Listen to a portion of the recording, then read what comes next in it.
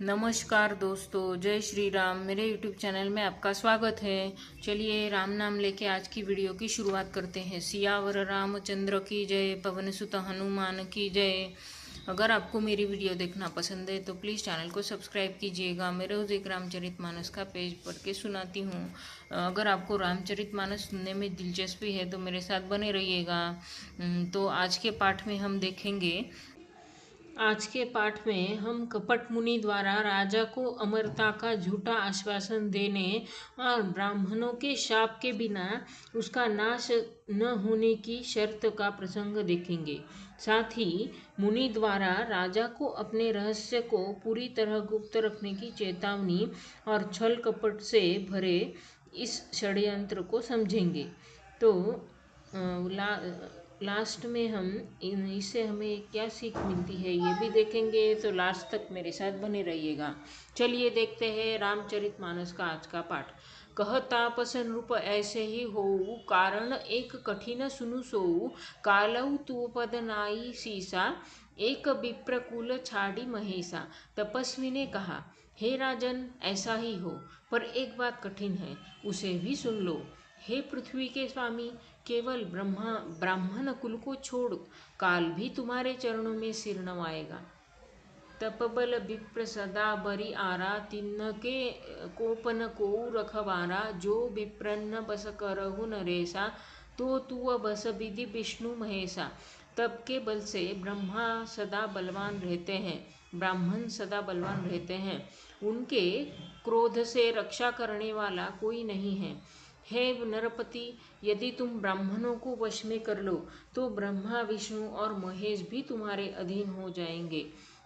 चलन ब्रह्मकुल सन बरी आई, सत्य कहु दो भुजा उठाई, विप्रशाप बिनु सुनु महिपाला, तोर नाश नहीं कवनेहु काला।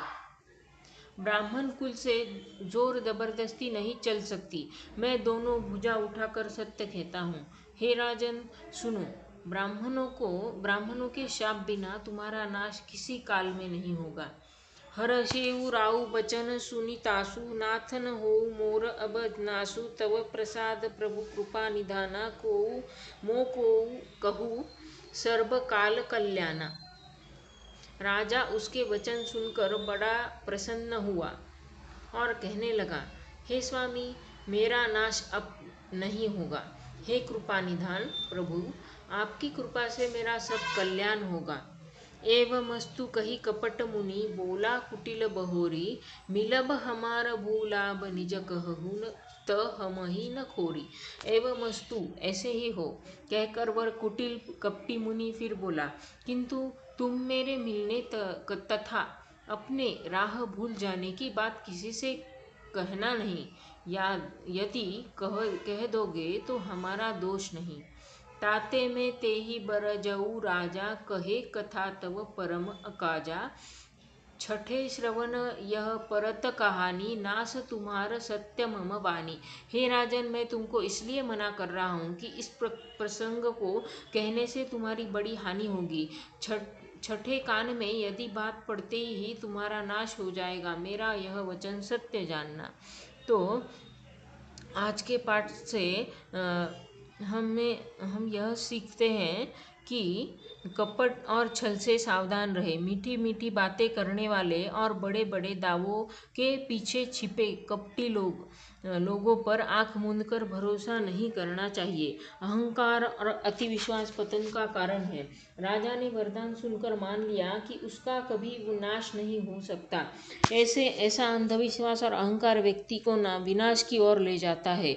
सत्य का मार्ग गुप्त नहीं होता। जो बात बहुत ज़्यादा गोपनीयता छलावे या शर्तों के साथ छिपाई जाए, वे अक्सर किसी षड्यंत्र या नुकसान का संकेत देती है। तो इससे सावधान रहें। आज के लिए इतना ही, बाकी का हम कल देखेंगे। चलिए राम नाम लेके आज की वीडियो यही समाप्त करते हैं। सियावर रामचंद्र की जय, पवन सुत हनुमान की जय। अगर आपको मेरी वीडियो पसंद है तो प्लीज़ चैनल को सब्सक्राइब करके जाइए। धन्यवाद। आपका दिन शुभ हो।